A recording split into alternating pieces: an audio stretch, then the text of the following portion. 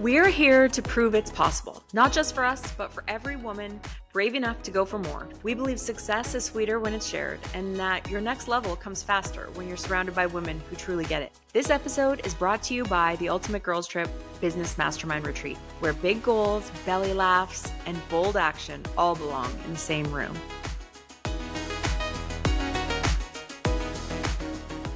Hi, welcome back to Proof It's Possible.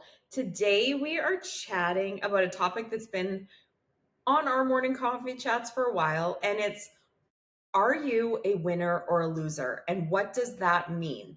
What sets people apart from being the person who does the big thing, has a successful business, has a successful life, marriage, parenting, whatever? So, Jamie, you kind of had the idea and were the one that brought it up to me in our chat. So, what are your thoughts on this? Well, Alex Hormozy talks a lot about winners and losers, and he says there's no such thing as losers, there's just quitters. So, like, if you just stick with anything long enough, you'll become a winner too. But I saw this little clip. I think it was like a TikTok or something, where he talks about like how it started for him, like identifying the difference between like a winning mindset and a losing mindset. And he said in grade school, when they started being like, there are no like winners and losers at the track meet or, for the science fair or whatever, there's everyone's getting like a participation medal and a pat on the back. He was like, yeah, that was the demise of essentially like the winning and losing spirit. And he said that you can identify like a loser a mile away by the way that they talk. Like they'll say things like, oh, must be nice for her, must be nice for him, wish I had that kind of money. I would start the business, but I can't afford it. Yeah. Like all the reasons. So like he's saying like a loser's mindset is that you're constantly in victimhood. You never take charge and say like, no, I'm the reason I am where I am, and if I'm not where I want to be, it's because I haven't worked hard enough for it, or I haven't fought enough for it, or I haven't sacrificed or worked at it long enough, or whatever the case is. So I just think that like winning and losing mindset is such a interesting and polarizing topic, because a lot of people are going to get triggered by like hearing the word loser. I see it more as like you're either in victimhood or you're in control, or like you're in the driver's seat of your own life. And I can spot someone who's in victimhood a mile away. Someone who's like, oh well, because of X, Y, and Z, I can't, and I can't do this, and I can't do that, and the world's out to get me, and all the reasons why it's like so hard for them, even though people in their exact same situation, same circumstances have made a go of it. And so I just think it's really interesting. And how do you flip from victimhood to like empowerment? How do you decide like, ooh, some of the things I say are pretty like victim-y. How do I get into a different state of mind? Yeah. Well, I will just say, this is like, speaking of being triggered, I'm not triggered, but I've been a loser and I've been a winner. So the time, like one of the biggest times for me that I felt like I was a loser is when I was first in a wheelchair. I had this idea that my weight was no longer within my control. Like, because I couldn't exercise, that was off the table for me, the way that other people exercised. I was now just going to have to accept that being heavier would be part of my life. But the problem with becoming heavier while you're in a wheelchair is that it makes your life in a wheelchair extremely hard. It makes it extremely hard for other people to help you. So it like quickly became such a discomfort for me to stay in that. And my mobility had already been affected before I was an actual wheelchair, full-time wheelchair user. I was already not that active. And so I was already struggling with my weight because I was a teenager and not eating properly and all the things.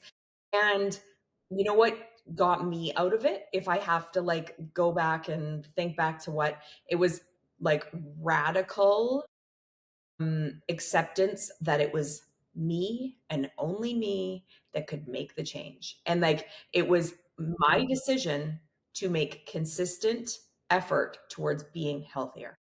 And it But you know wasn't what? about just like, what? When you're in victimhood, the very last thing you want to hear is that you The have the problem. power. You have Yeah, the power to make the change. And only you, like, because you're still waiting for that person to ride up on their white mhm. horse, your knight in shining armor, like whatever that looks like. It doesn't have to be a man and it doesn't have to be a knight in shining No, armor, but exactly. whatever that like unicorn you've placed all of your hopes and dreams on, you're waiting for that person or that thing or that circumstance to swoop in and pick you up and just make you, in your case, like, fit and healthy. Well, but and you're Well, not gonna have. exactly. And the thing is that having to face the fact that I could sit around and be like, well, it's genetics that have caused me to be heavier set. Like, there's lots of people in my family that struggle with their weight. Or I could say it's that I can't exercise. It's that it's my mobility challenges and that it's just not fair for me. And like that all might be true. Okay. Yeah, but what happens if I Mhm. just took accountability for the things I do have control over? For me, the one big thing I had control over was my food. If I really looked at my food, I was the damn problem. I was eating like a teenager. I wasn't eating like an adult that knew what calories were, knew what carbohydrates were, knew what the right balance for my body was. I wasn't eating the right portions. I wasn't, so there was all kinds of tools within my toolkit that I was just like, it was easier to blame the other things and make it somebody else or something else's problem than taking radical responsibility for my own decisions and my inconsistencies. Because I could still do some exercise. I can still do some exercise, although it's very small. I hit my little bike every time I can, and I get in a swimming pool every time I can. It's not the exercise that someone else might do, but it's still moving my body and it's better than nothing. So that was the part that it's like, it's very hard to look in the mirror though and actually make that change and start being like, and there's areas in my life that I still have to do that, where I'm like, where I want to like level up. I need more consistency. I need to sit down and do the damn thing and stop complaining about it, stop worrying about it, stop thinking there's somebody out there that could do it better than me and could help me with it. And I should, find that person and keep stalling. They're all just stalling tactics. Like Mhm. all of it is just stalling tactics. Do you have a time in your life where you were the loser Oh, or a loser? hundreds of thousands of times. I mean, I basically wrote a whole book about being the victim. Like, I'm the victim of all of this bad stuff, and it's so sad for me, and my life is hard. And I was like, yeah, but you can make it easier. I could have, I could have left my marriage long before it got that bad. I could have decided that I didn't want to live like that anymore. I could have done a lot of things, but it's easier to be like, oh, it's so hard for me. It's so hard for me to live this life. And everybody, like, pat me on the back for what a wonderful person I am, for like being a good mom and staying and all of those things. And it's Led like, you that's through it. bullshit. All of it's Yeah. bullshit. No one else is responsible for my happiness, not a single soul on this planet except for me. And even in business, though, like when businesses fail, I hate seeing it. Like, don't get me wrong, I absolutely hate seeing it. But I think there's a lot of people that their business could have been saved a lot sooner or, prevented from going bankrupt if they would have made different decisions. If I look at like governments all the time, if the government continues to spend, like our economy is in this like thriving position, eventually you're going to run out of money to spend. And that's the same as like any other a business or your own personal account. Let's just take it right back to us. If I am spending money that I don't have, if I'm spending on my credit card, eventually the credit card bill comes in the mail and you either have to pay it or you max out your credit card. But at some point, you have to be like, "Oh, I overspent. That was me." Like, it's Yeah, not the exactly. world's fault. It's not the advertising's fault. It's not the store's fault. It's not going to the mall's That's fault. not It's not the, yeah, the convenience of it all. It's not Amazon's fault. It's the fact that I made the choice to overspend. And that's why my credit card is either maxed out or I can't pay my bills. And I think businesses do the same. Like, Lynx Air just announced that right. are they've gone into receivership or creditor protection. And it's like, okay, but why didn't they have like millions, hundreds of millions in debt? Why didn't they say like, hey, we don't have enough to fill these planes. Let's make smaller. Let's get rid of some routes. Let's get rid of some planes. We can't afford the leases on these. Like, I think there's decisions we all have to make in business life, personal life, where you have to be responsible to make the changes necessary. You don't just get to be like, oh, now I've gone broken. It's everybody else's fault. It's the economy's fault. It's my ex-husband's fault. It's my kid's Yeah, fault. It's the sports whoever team's you, there's fault. always somebody out there that you can point the gun at to be like, it's you. Point the finger Totally. and be like, you did this. Well, and like this story I'm about to tell like triggered me in such a big way. I had somebody say to me, it's easier for you to do the things you do. And I was like, okay, that's a strange. And I was kind of like, no, it's equally as hard or easy. We all have circumstances. And I just couldn't understand where that person was coming from, because they also followed it up with saying something to the effect of, they said it was easier for you and everything just comes to you easily, basically, was like the whole point in their little speech to me. And I thought, after I like reframed it, and this to me was like a winner's mindset, in that I reframed it after like being triggered, feeling annoyed, being like, no, I actually worked for it.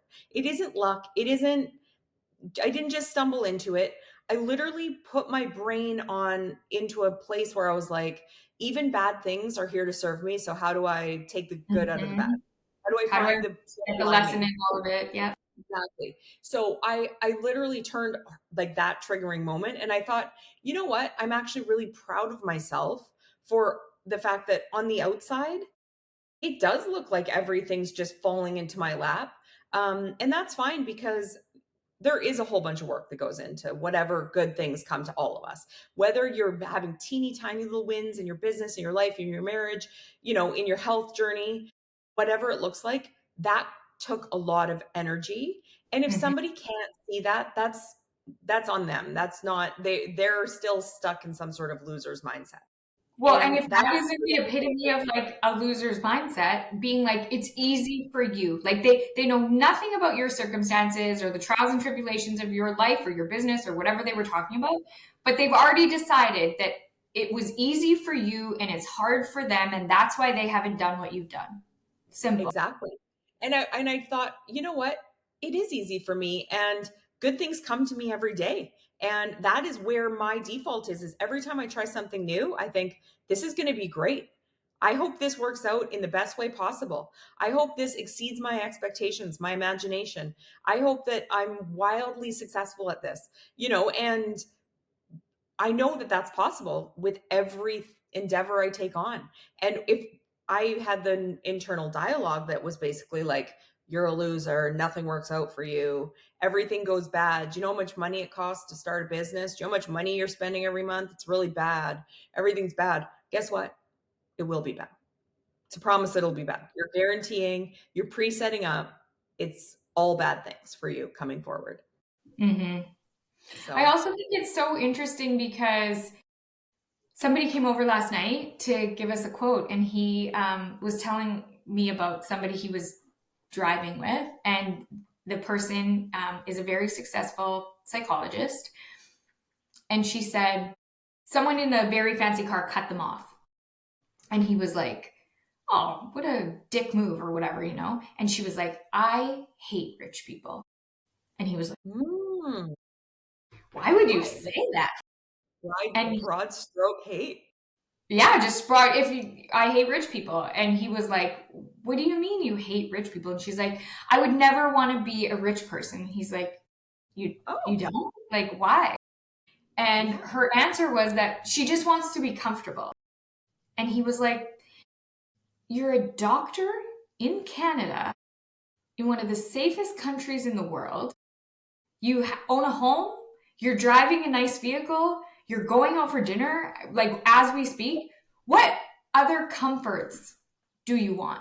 Like, if it's just Exactly. comfort that you're seeking, if all you're seeking is comfort, can't you Well, just and just acknowledge that you are comfortable right now? And she was like, well, yeah, I'm comfortable, but like, and he's like, okay, so why do you have to hate rich people? Or why do you have to hate successful people? Why do you have to hate people do you that want are to like know what different is than you? though?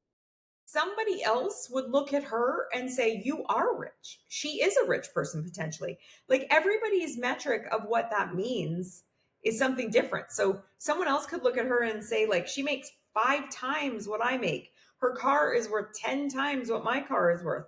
That is a rich person. And do you remember the story that you told Yes, a about the few cab driver. cab driver? Like he's like, all you need to be a rich person is to have people who love you and a roof over your head and a safe country to live in. That is it. That is it. That is a rich life. That's not even a comfortable life. That's a wonderful, rich life. Mhm. So, and like, I mean, I love the idea of prosperity and like making money and having life experience as a result of that money and living a 10 out of 10 life. Like, that's what I want. So I'm happily will say I would love to make more money. That is something I like stand behind, stand on, own, Well, in like universe, fulfill. it wasn't me that said I hate rich people. I'm just repeating a story. I just want to make that clear. Yeah, I don't love listen to rich this people. conversation.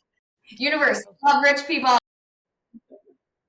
I really am looking to be richer, please. Please. But anyway, yeah, so it's one of those things that it's like it's all in the eye of the beholder too. So For sure. But it's proof that like victimhood isn't isn't sometimes just for it's like the down and outers. It's for the everyday folk. Like there's people that have this victimhood mentality. Even though yeah, they've got some success in their life, they still have elements. Like for instance, I would say that this person we're talking about has a very negative loser money mindset. Like that they've just decided that money is a bad thing and that I'm like, it's crazy that. they're putting okay, so I have one more question for you about this. As a mom of three, what are your thoughts on kids and the whole idea that like you shouldn't get participation medals? Somebody should win, somebody should lose. Do you agree with that? Do you agree that it's like because it's a tough one because it's like it's nice to see kids uh, you know getting celebrated and letting Mhm. them feel like I think they're it's all age dependent.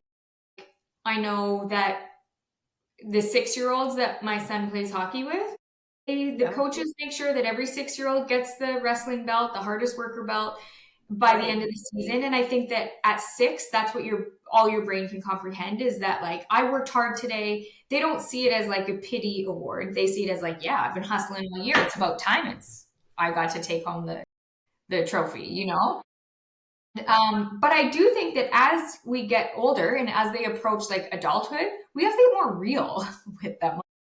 The real world doesn't give out participation awards. The real world has winners and losers. Like there For isn't sure. a like, oh my god, you started the business. It's not successful, but we're all just going to keep We're all just cheering for clapping you. and here's like your medal and Yeah, and we're just going to keep like giving, you just enough money to survive so that you can feel good about it. Like, cause that's the equivalent of like a participation medal. Like, no, that's not how real life works. Real life works. Your business is either good and viable and thriving, or it has to close its doors. There's winners, there's losers, there's winners, there's losers. There's no in betweeners. And so I think that everything is age appropriate. Like everything has to be appropriate. But I do think that there's lessons in all of it. I know that my almost 11-year-old, when they named captains a couple years ago on her team, she was like devastated because she's like, I thought I was a good friend and a good leader and all the things that a captain should be, but they let the kids vote on it. So they let the kids decide, cast a vote on who they thought the captain should be. So it didn't come down to leadership and it didn't come down to like, your skill level. It came down to like who had the popularity contest, who had the most votes. And I remember she was just like crushed by the whole experience. And I was crushed because she was crushed. It was the saddest day ever. She cried the whole drive home. And it was just like a very, very sad thing. But I thought to myself, like, there's a lesson in this for her. And that's that if you do want to be, well, that's an unconventional and stupid way to pick a captain. So I'll just say that it should be based on skill and leadership. There's winners and okay, there's mom. losers. Okay. Anyway, but it was like a message to her that she's like, okay, I have to be more like vocal in the dressing room. I have to be a better friend. I have to be a better leader. I have to work on my skating and my stick handling and all of the things. It to her, it wasn't like oh no, this is the end of the line for me. I better just quit the sport. She was like, no, this is my cue to like dig a little Level deeper. up. Yeah. Yeah, level up. Well, no, and I remember that whole situation, and I I actually think that it's not a terrible way to do it because, in a way, for her, she thought just being good at ringette mattered to be the captain. Mhm. You know what I mean? Like she had it dialed in that these were the rules of this game, and this game was to be the captain. What you needed to do was improve at ringette and be a good player. And the fact is she needed to actually be a good human being in the dressing room, on the ice, be a good cheerleader to others, be likable, which is real life stuff. Like you can Mhm. go to work and best worker in the entire company. But if you have a personality like a toothache, it goes Or unnoticed. you or you Your work sit or you sit in your office. You sit in your office with the door closed and don't speak to anybody. You eat lunch alone and you do all the things. exactly. No one's going to really remember you. For sure. And when they think of the next promotion or the next thing, they're like, "Oh, it's this guy that I eat lunch with every day. He does all this great stuff because he tells me he did all that great stuff, or he was, Mhm. he did a great presentation or whatever." Because they were in front of people, they were making relationships while they were doing the good work. And so I think, and like she's even figured out the game or like the her like game plan in that she knew she wouldn't be the captain the next year because she was the youngest, she was one of the younger girls in the next like level that Age she moved group. up to. Yeah. But she knows that next year she very likely could be because she'll be the older group within that age group. Well, I love that she's like, okay, if I want this, these are the ways that I can get it. And like she might not win. And that's the other thing. She might not get it the next time because the next coach might have a different parameter on how it Well, and gets you want to know awarded. what? Isn't that life? You can still bust your ass and do all of the right things, and you're still not the chosen one, or you're still not successful, whatever success looks like for you. But Totally. there's a lesson in not being the one, too. Exactly. There's a lesson And in there's all. also the rules of life changing because when you work at one company, the place operates in one way. When you work at another company, it could entirely change. And so the way that you behaved at one doesn't always like translate. The things that made you successful somewhere, I think there's a book that's called What Got You Here Won't Get You There. Hmm. And it's basically like you can't just master one thing and let it ride you for the rest of your life. You always need to adapt. And that's also, in my opinion, like a winner's quality. Learning to It's understand all about and the be, pivot. yeah, the power of the pivot and Hmm. being willing to learn along the way and pick up new Hmm. skills that work for you to get you the things that you need in your life. Yes, and it's getting rid of that like old school mentality, like, well, this is how I've always done it, or I know best because I've been doing this for 20 years. That like if I see a red flag a mile away, it's someone who says things like, Totally. I've done it this way for 20 years. Well, guess what? Computers didn't exist 20 years ago. Like a lot Well, that's changes in it. 20 years. Exactly. Like, would you hire the bookkeeper that's like, yeah, I don't use a computer because for 40 years I've been using this piece of paper and Ledger. pencil and my eraser, Yeah, and if I make a mistake, like, I wouldn't hire that person because I need somebody that's moving with the times, who's doing it the way we do it now, absolutely. And the constantly changing. And we don't have control of that. So get on the, you know, get on the change wagon because it's happening, even though absolutely. it's so frustrating. But Um, so I oh, go ahead. I think that there are definitely clear winners and losers. Think there are definitely lessons in being the winner and being the loser. And I once heard this thing I think it was in like a yoga class, so I don't know who actually said it, but essentially it's like, when things are bad, it won't last. When things are good, it won't last. Stay humble, stay kind, Exactly. keep pivoting, keep changing, keep doing whatever you need to do. Learn the lessons along the way, and Well, and know that sometimes you will be a loser. Even if you've been a winner, you can go back to the loser circle quick because it's easy. It's easy to like jump into something new and be like, I don't know what I'm doing. I'm not qualified for this. This is too hard for me, and getting your mindset back into the place it needs to be, getting back mhm. to a winning I mindset. also heard, and I don't know who said it, but it was just like a little snippet on my socials this morning, and it was a clip where a guy was saying like, why don't we just come to terms with the fact that like it's too hard, rather than saying like, oh, I can't, say it's too hard and I don't want to. And I'm like, Yeah, oh man, that's the exactly. truth. Like, guys, I really want a six pack, but it is hard. And I don't Mhm. want to, I don't feel like I don't want to do that. Exactly. That's what I like mean. it's Like, possible for me, but is it probably going to happen? No, because I've decided it's too hard. exactly. And like it could be if you chose to pursue it, you Hmm. could have it. But Hmm. choosing not to pursue it, and that is your loser mindset of the day. Like, Absolutely, absolutely. so to wrap it up, you're a loser. To wrap it up, we are all losers and we just have to accept it. Just kidding. We are all winners. We are all losers. It's just where are we willing to win and where are we willing to lose? Exactly. And And are where we are you willing on to your win? journey? Yeah. What's that?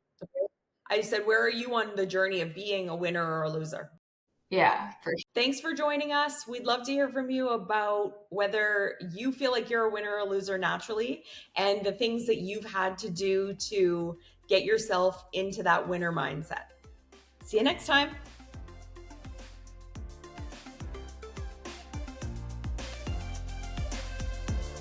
We are so grateful you're here. It would mean the world to us if you'll subscribe to our podcast and YouTube channel and leave us a review. If you want to hear more from us, go to proofitspossible.com to join our mailing list and find our social links so you don't miss a thing. Thanks and chat next time.